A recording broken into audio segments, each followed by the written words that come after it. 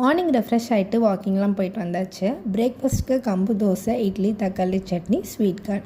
ரவுஷனுக்கு lunch கொடுத்து விட்றதுக்கு potato rice செஞ்சாச்சு. கொஞ்சம் ஹெல்த்தியாக சாப்பிட்டா சாட்டிஸ்ஃபைடாக தான் இருக்குது. மேரேஜ் ஆன புதுசில் ரிலேட்டிவ்ஸ் வீட்டுக்கு லஞ்சுக்கெலாம் போயிட்டுருப்போம்ல, ஸோ லாங்காக எங்கேயும் போகல. ஹஸ்பண்ட் அவுட்டிங் போகலான்னு சொன்னார். ஃபஸ்ட் டைம் போகிறனால செம ஜாலி அண்ட் குஷியாக கிளம்பி ஐபேக்காக தான் போனோம். பிடிச்ச ஃப்ளேவர் ஸ்ட்ராபெரியெல்லாம் ஆர்டர் பண்ணி டைனிங்லாம் கம்ப்ளீட் பண்ணியாச்சு. கொஞ்ச நேரம் பேசிகிட்டு இருந்தோம். பில் பே பண்ணுறதுக்கு அமௌண்ட் எடுப்பாருன்னு பார்த்தா வெறும் கை எடுக்கிறாரு. என்னங்கன்னு கேட்டேன். வேலெட்டே எடுக்க மறந்துட்டேன்னு சொல்கிறாரு. நான் கொஞ்சம் பயந்துட்டேன். சினிமாவில் ஹோட்டலில் மாவாட்ட விடுற மாதிரி இங்கே ஐஸ்கிரீம் செய்ய விட்டுருவாங்களோன்ட்டு. இப்போ ஜிபேவும் இல்லாதனால அவரோட ஃப்ரெண்டை கொண்டு வர சொல்லி அமௌண்ட் பே பண்ணியாச்சு. ஃபஸ்ட் டைம் அஸ் அ கப்பில் அவுட்டிங் போகிறப்போ இது நடந்தனால மறக்கவே முடியாது. இப்போ நினச்சாலும் சிரிப்பாக வருது. இந்த மாதிரி உங்களுக்கு ஏதாவது சம்பவம் நடந்திருக்கான்னு கமெண்ட்ஸில் சொல்லுங்கள். மறக்காமல் சப்ஸ்கிரைப் பண்ணிக்கோங்க.